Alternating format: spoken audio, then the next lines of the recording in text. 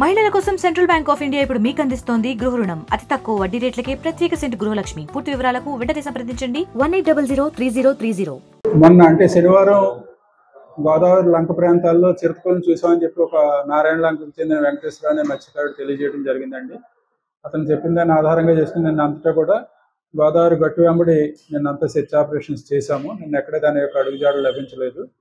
ఈ రోజు ఉదయం డ్రోన్ కెమెరాతోటి మరియు మేము ఒక 35 మంది సిబ్బంది ఒక 6 బృందాల కింద విడిపోయి గోదావరి గట్టు వెంబడి ఓబలంక వరకు, అదేవిధంగా 2 బోట్లు వేసుకుని గోదావరి దిగిన ఇటువైపు కొమరాజు లంక వరకు, అలాగే పైన ఓబలంక వరకు కూడా గోదావరి మధ్యలో ఉన్న లంక భూములన్నింటినీ కూడా సెర్చ్ చేయడం జరిగింది. ఎక్కడా కూడా చిరుతపులి తిరిగిన జాడలు కానీ దాని యొక్క పాదముద్రలు కానీ ఏ విధమైనవి కూడా మాకు లభించలేదు. దాన్ని బట్టి అతను మరి మత్స్యకారుడు చూసింది వేరే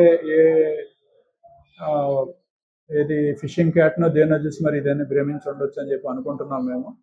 ఎందుకంటే ఎక్కడ కూడా దాని యొక్క అడుగుజాడలు మాకు లభించలేదు. ఇవాళ ఉదయం నుంచి మధ్యాహ్నం వరకు కూడా సెర్చ్ ఆపరేషన్స్ చేసాం. అదేవిధంగా అక్కడ ఉండే స్థానికుల్ని, ఆ పొలాల్లో ఉండే రైతులను కానీ, ఓబలంక దగ్గర ఉండే ఇటుక బట్టీలో పనిచేసే కార్మికులను కానీ వీళ్ళందరినీ కూడా ఎంక్వైరీ చేశాము. ఎక్కడ కూడా దాని స్టడీ వాళ్ళకి గమనించలేదు.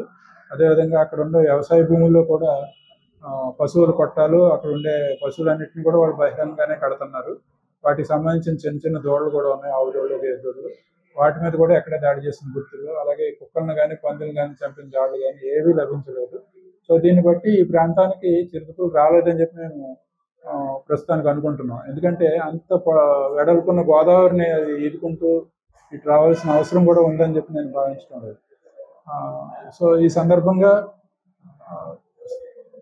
అటవీ శాఖ యొక్క ప్రయత్నాలు కొనసాగుతూనే ఉంటాయి. అంటే చిరుతపులి కదలటం గమనించడానికి అది ఎటువైపు వెళ్తుంది అనేది కూడా తెలుసుకోవాల్సిన పని ఉంది. కాబట్టి అది ఆ చిరుతపులికి కానీ లేదా అది సంచరించే ప్రాంతంలో ఉండే ప్రజలకు కానీ ఏ విధమైన హాని కలగకుండా ఈ ప్రయత్నాన్ని విజయవంతంగా పూర్తి చేయగలుగుతామనే నమ్మకంతో ఉన్నాము.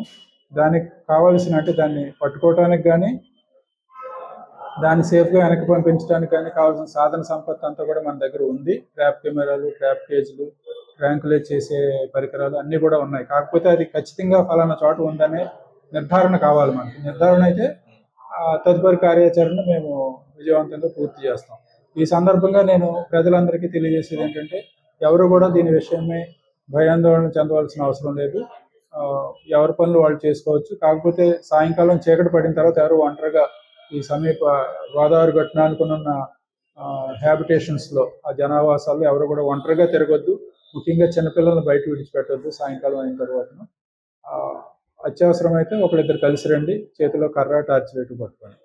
అదేవిధంగా సోషల్ మీడియాలో అనేకమైన పుకార్లను, వదంతులను ప్రచారం చేస్తూ ఉన్నారు. దయచేసి ఎవరు కూడా అటువంటి వదంతులను ప్రచారం చేయొద్దు. వాళ్ళపైన కఠినమైన చర్యలు తీసుకోవడం జరుగుతుంది చట్ట ప్రకారం. వాళ్ళని గుర్తించడం కూడా చేశాము. వదంతులను ప్రచారం చేసే వాళ్ళ మీద మా ఫస్ట్ హ్యాండ్ ఇన్ఫర్మేషన్ అటవీ శాఖ దగ్గర ఉంటుంది. వాళ్ళని తెలుసుకుంటే మీకు ఆ వార్త నిజమా కాదనే తెలిసి దాని ప్రకారం కూడా మనం తగిన చర్యలు తీసుకునేదానికి ఆస్కారం ఉంటుంది. Thank you. మరిన్ని వీడియోస్ కోసం ఛానల్ ని సబ్స్క్రైబ్ చేయండి. లేటెస్ట్ అప్డేట్స్ కోసం వాట్సాప్ ఛానల్ ని ఫాలో చేయండి. అండ్ లింక్ డిస్క్రిప్షన్ లో ఉంది.